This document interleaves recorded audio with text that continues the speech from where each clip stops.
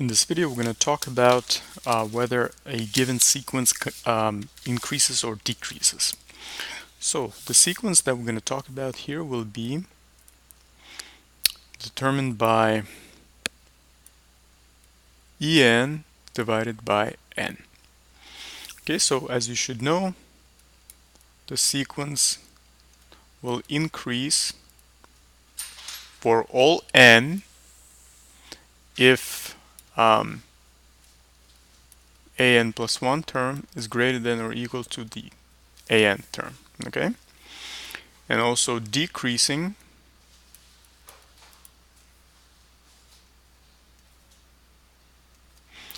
for all n if an plus 1 is less than or equal to the an, okay?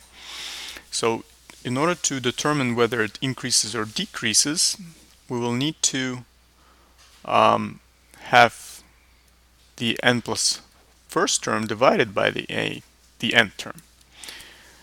And that's going to give us e to the n plus 1 divided by n plus 1 divided by en divided by n. Okay? And that should give us e to the n plus 1 divided by n plus 1 multiplied by n divided by e to the n. Okay, and that simplifies to en, well, n first, and then en multiplied by the e divided by en multiplied by n plus 1. Okay, crossing out the en's here, we will have ne divided by n plus 1. So now, as you should know, this is greater than 1 for all n. For all n. Why? Because e is equal to approximately 2.71.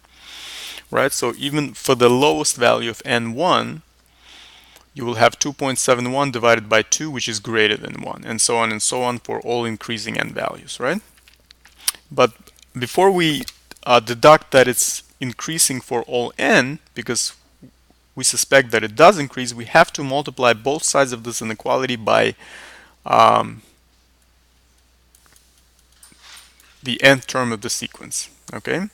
So multiply both sides of the inequality by the nth term, which should be greater than 0.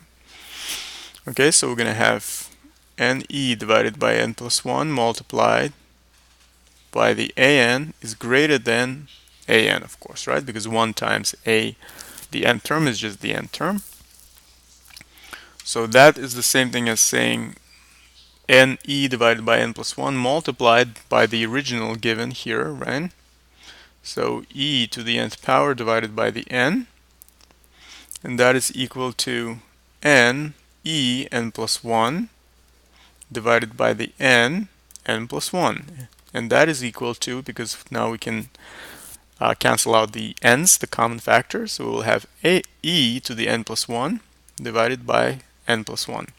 And that's precisely the n plus first term, right? So that's going to be a subscript n plus 1.